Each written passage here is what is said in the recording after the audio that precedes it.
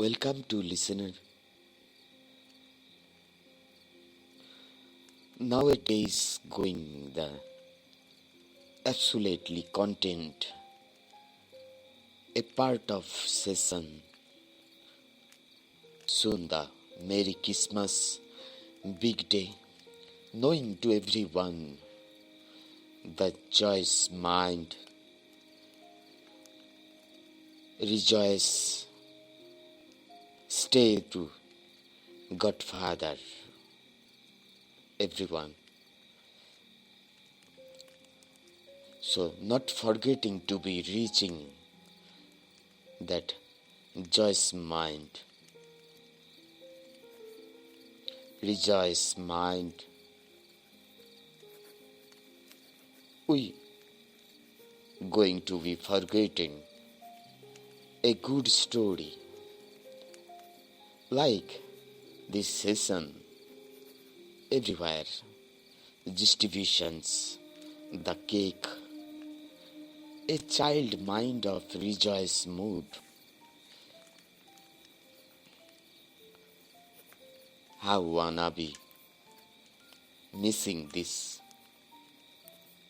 content, a part of soul who hold in everyone into inside mind, equally absolute Godfather. So this several days we missing that a good story for listening. So this evening I find out story भौतिक गल्पो समग्र. One writer, background music Shakespeare, a room of music. Already you listening. And one writer, भौतिक गल्प समग्र.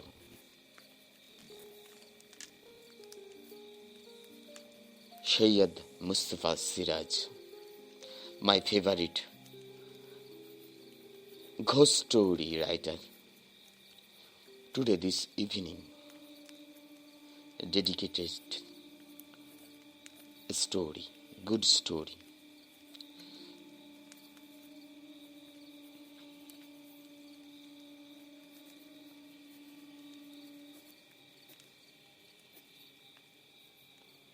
How to be listen, please don't forget to knowing me, to get subscriptions,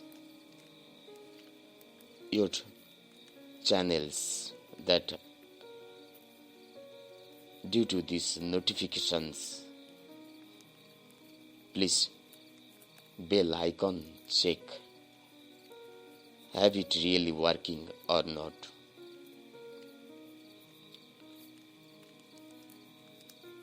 Like, share. This about an information. The famous another a poet, late Humayun Ahmed. Sometimes before I try to be reading out with background music, the zero, the imagine of science, a story where the Fibonacci used to come out his pen. However, now this time not reading this. Humayun Ahmed recently passed away this world, earth, and this my favorite story. Now reading that of writer Syed Mustafa Siraj, who interesting about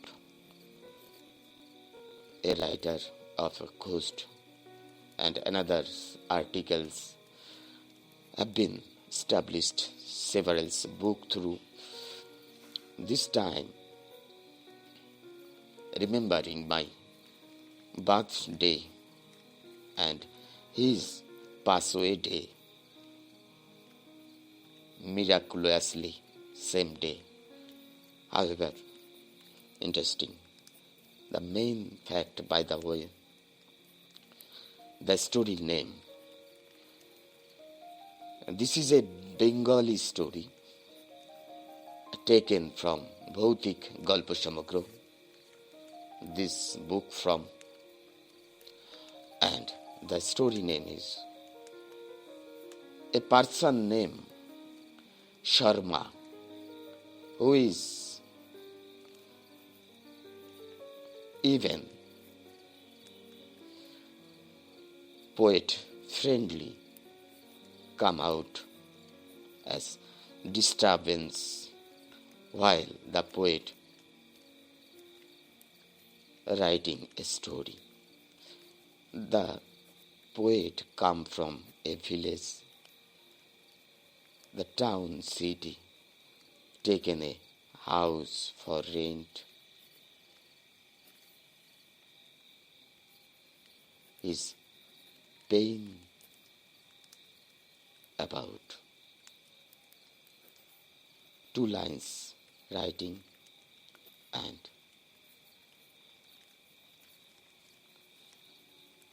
disturbance, lovely friendly as into stay a mess house, bachelors, boys are there stay, and this room sounds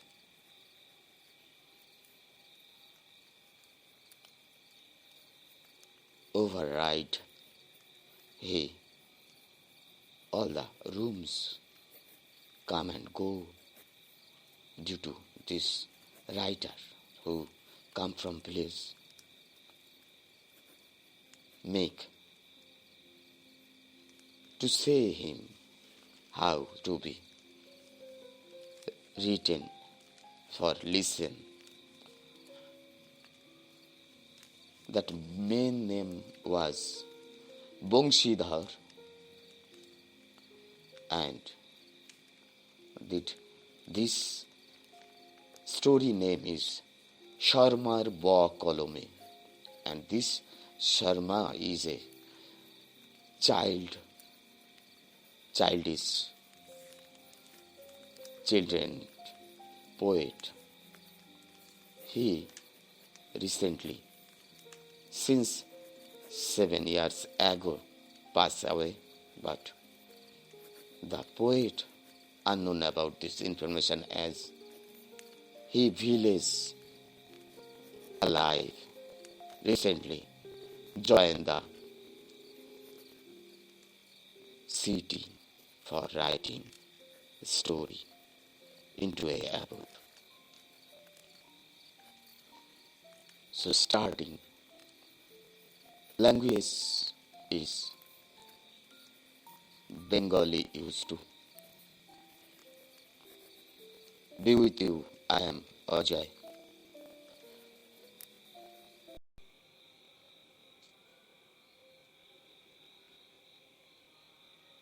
সত্যি বলতে কি বংশীধর অধিকারীর জ্বালায় আমাকে মির্জাপুরের অত ভালো মেসটা ছাড়তে হয়েছিল। যেই কাগজ কলমে একটা গল্প লিখবো বলে বসেছি, ভদ্রলোক এসে একগাল হেসে বলতেন, কি লিখলেন, একটু পড়ুন না শুনি। এখন লেখা হয়নি বললেও রেহাই ছিল না।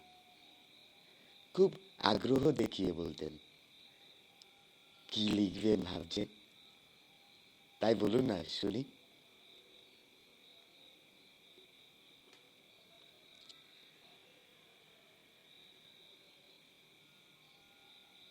দিনের পর দিন এরকম জ্বালাতন,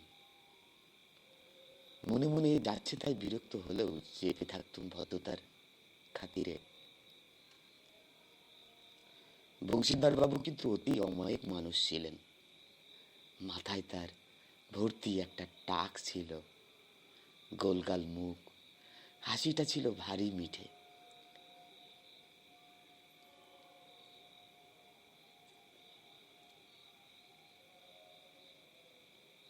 নাদুস নুদুস বেটে শরীর নিয়ে ধূপ ধূপ শব্দ করে ঘোষবাড়ির এ ঘর থেকে ও ঘরে ঘুরে বেড়াতেন। এই আর কি, সবার সুখ দুঃখের খোঁজ খবর নিতেন, গায়ে পড়ে উপকার করতে চাইতেন। কিন্তু আমার সহ্য হচ্ছিল না ওকে। 3 মাস লেগে যেত একটা ছোট গল্প লিখতে।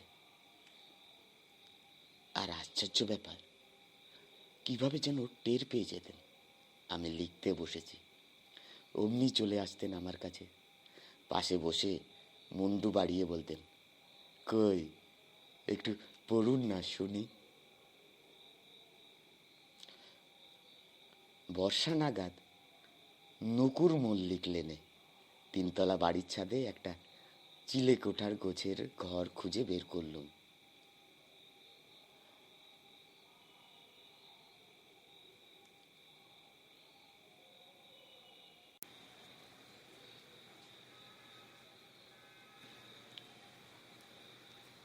বাড়ির মালিক এক কথাতেই ভাড়া দিতে রাজি হয়ে গেলেন। শুধু তাই নয়, বললেন ভাড়া যা দেওয়ার দেবেন খুশি মতো, ও নিয়ে দরাদারি করব না আপনার সাথে। আপনি মশাই লেখক মানুষ, আর আমি আপনার একজন লেখার ভক্ত। কলকাতা শহরে কোনো বাড়িওয়ালা এমন কথা বললে কোন লেখকের না মন আনন্দে থই থই করে নেচে ওঠে। তবু ভাড়ার ব্যাপারটা ঠিক করাই ভালো। অনেক বলে কয়ে 50 টাকা দিতে চাইলুম। বাড়িওয়ালা ভদ্রলোক তাও নেবে না, বললেন বরং 30 দেবেন। ওরে বাবা, আপনি একজন লেখক বলে কথা।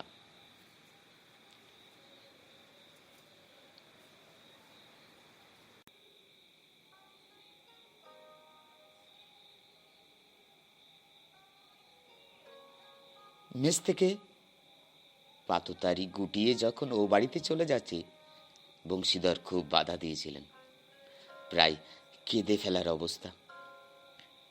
একটু কষ্ট হয়েছিল, বই কি অতকাল একসঙ্গে বাস করেছি।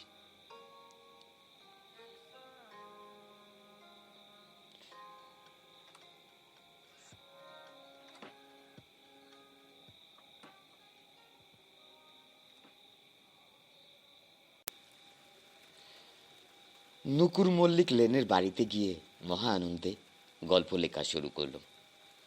না, কেউ বাধা দেওয়ার নেই। নিরিবিলি 3তলার ওপর ছোট্ট ঘরটি, এত বড় ফাঁকা ছাদ, প্রাণ ভরে আকাশ দেখা যায়।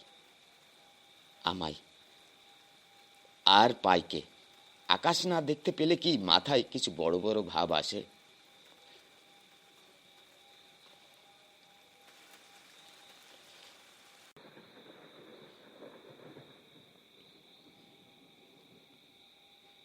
প্রথম রাতেই ঝমঝম করে বৃষ্টি নামল। টেবিল ল্যাম্পের আলোয় কাগজ কলম নিয়ে বসে পড়লুম। বসা মাত্র প্লট এসে গেল মাথায়। প্লটটা এই: এক শিকারী বনের মধ্যে পথ হারিয়ে অবশেষে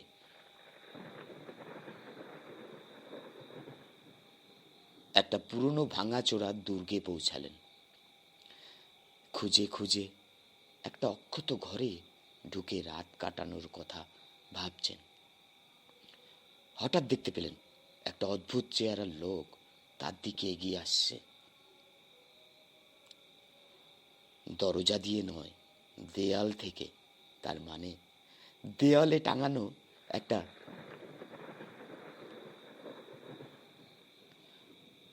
ছেঁড়া ছবি থেকে। শিকারীর বন্দুকে আর গুলি নেই। এদিকে ছবির লোকটা তার গলা টিপতে আসছে। শিকারীকে না বাঁচালে গল্প হবে না।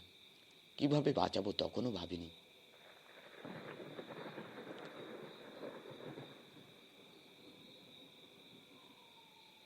লেখাটা তো শুরু করা যাক। সবে 2 লাইন লিখেছি। হঠাৎ আমার কাঁধের ওপর কার নিঃশ্বাস পড়ল। চমকে উঠে দেখি, কি আশ্চর্য, কি অসম্ভব ব্যাপার! মির্জাপুরের মেসের সেই বংশীধর অধিকারী পেছনে দাঁড়িয়ে আছেন।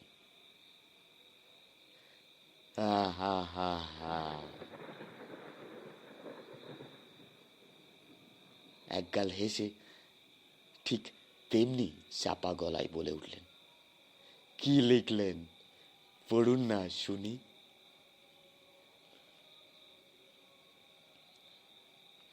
আমি কি আর করি, ফ্যালফ্যাল করে তাকিয়ে রইলুম।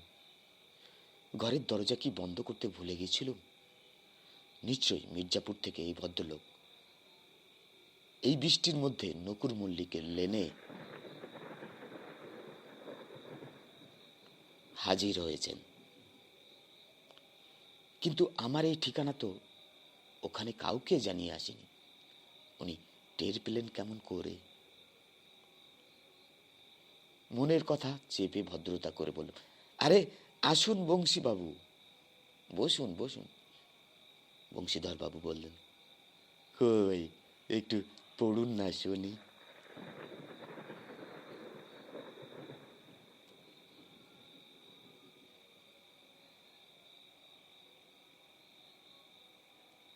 পড়ছি পড়ছি, সবে তো 2 লাইন লিখেছি। কিন্তু আশ্চর্য, আপনি এই বৃষ্টির মধ্যে বলতে বলতে থেমে গেলুম। বংশীধরবাবু হঠাৎ আটকে উঠে পিছিয়ে গিয়ে বললেন, ওরে বাবা, এ বেটা আবার কে? বলেই আবছায়া হয়ে গেলেন।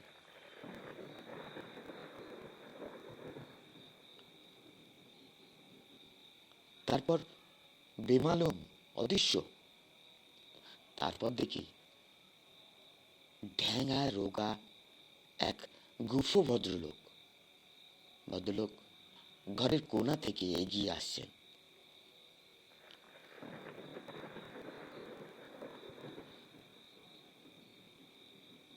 একে দেখেই বুঝি বংশীধরবাবু ভয় পেয়ে পালিয়ে গেলেন। গুপো ভদ্রলোক চোখ কটমট করে বললেন, কি হে ছোকরা, কি লিখলে, পড়ে শোনাও তো। খুব রাগ হলো এবার। নিশ্চয়ই দরজা বন্ধ করতে ভুলেছি। দরজার দিকটা ছায়ার মধ্যে বলে বোঝা যাচ্ছে না। বললুম, আপনি তো মশাই বলা কওয়া নেই, ঘরের মধ্যে হুট করে ঢুকে পড়লেন যে? গুপো ভদ্রলোক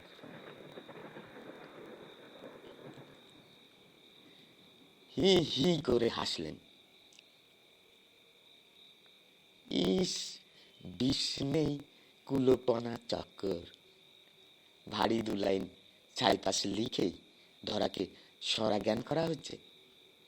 জানো আমি কে? আমি বিখ্যাত শিশু সাহিত্যিক হলধর শর্মা। শুনেই বড় লজ্জায় পড়ে গেল।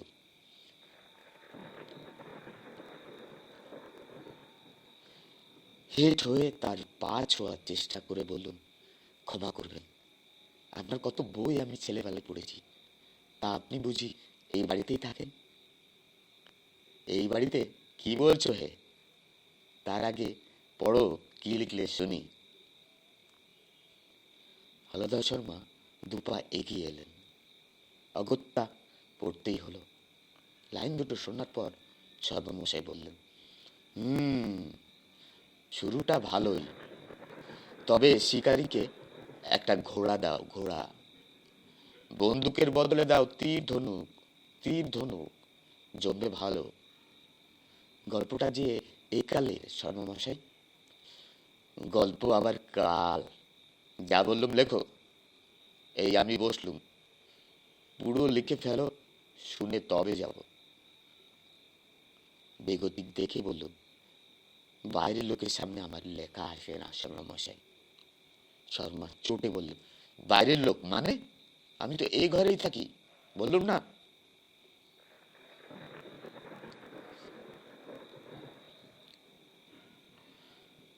এই ঘরে আপনি থাকেন মানে? অবাক হয়ে বলল, এই ঘর তো খালি পড়েছিল। আমি বাড়িওয়ালার কাছ থেকে ভাড়া নিয়ে আজ বিকেলে এই ঘরে এসেছি। ট্রেস পাস করেছো বাপু? পরের ঘরে এসে থাকা কি ভালো? একসময় এই ঘরেই আমি থাকতুম, তবে নেহাত এসেই গেছো যখন আপত্তি করব না। বিশেষ করে তুমি নতুন লেখক, তোমায় উপদেশ দেওয়া এবং সাহায্য করাই আমার কর্তব্য।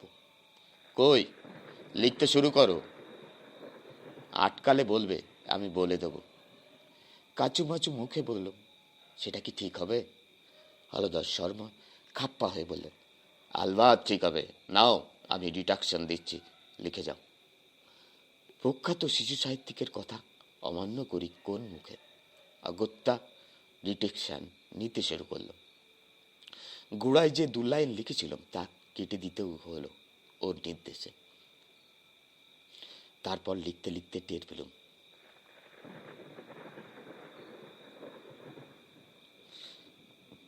সত্যি এই হলো পাকা হাতের রচনা। কি জমাট এই গল্পটা! ছাপা হলে একেবারে হইচই পড়ে যাবে একবার। লেখা শেষ হওয়ার পর হলধর শর্মা বললেন, তোমার আর কষ্ট দেব না। এবার আমার প্রাতঃভ্রমণের সময় হলো, তুমি বিশ্রাম করো। আবার কাল রাতে যথাসময়ে দেখা হবে কিন্তু।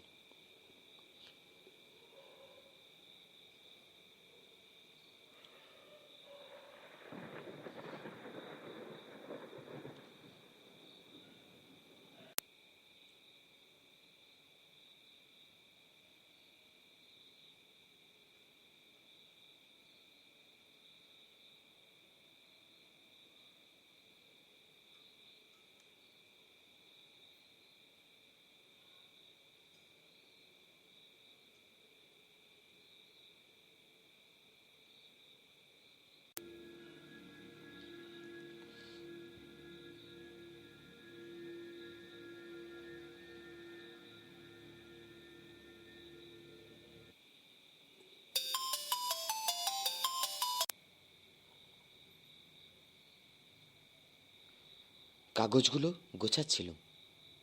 গোছানো শেষ করে ঘুরে দেখি সর্বমশাই নেই। নেই তো নেই। বুঝলুম তাহলে এই বাড়িতেই কোনো ফ্ল্যাটে থাকেন, আমার সঙ্গে রসিকতা করছিলেন, কিংবা হয়তো লেখার জন্য ঘরটাও ভাড়া নিয়েছিলেন।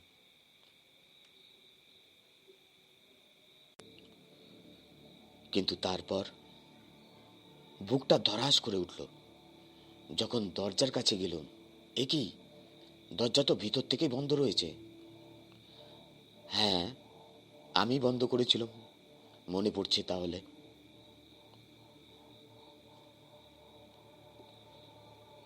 ভয়ে ঠক ঠক করে কাঁপতে কাঁপতে বিছানায় শুয়ে পড়লুম।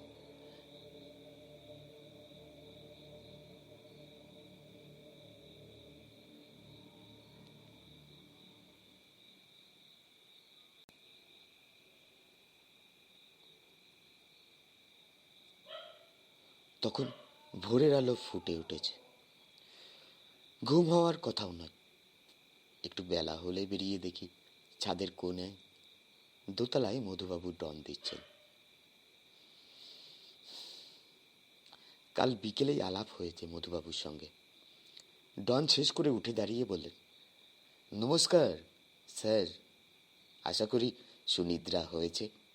বললাম, মোটেও না মধুবাবু, সারা রাত।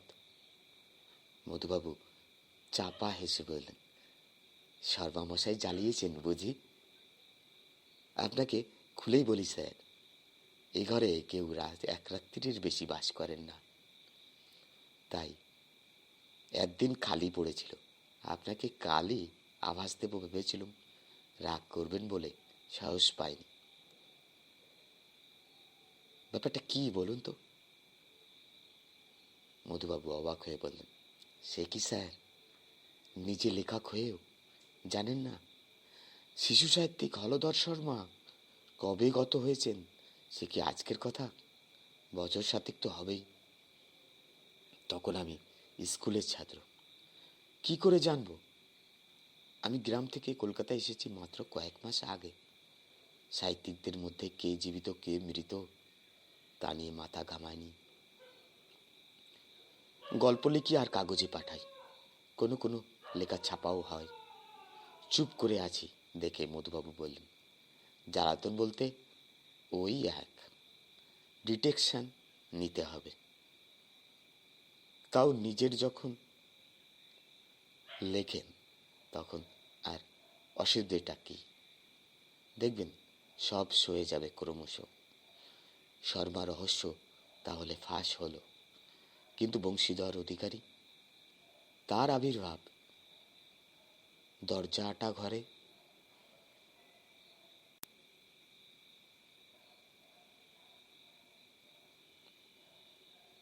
মেসে খোঁজ নিয়ে জানলাম, যেদিন আমি মেস ছেড়ে আসি সেই দিনই সন্ধ্যায় হার্টফেল করে মারা গেছেন বংশীধর। বয়স হয়েছিল 60। তবে শোকের কথা হলো, শর্মার ভয়ে বংশীধর আর আমায় জ্বালাতে যাননি। এদিকে শর্মা রোজ রাতে ডিটেকশন দিতে দিতে বলেন,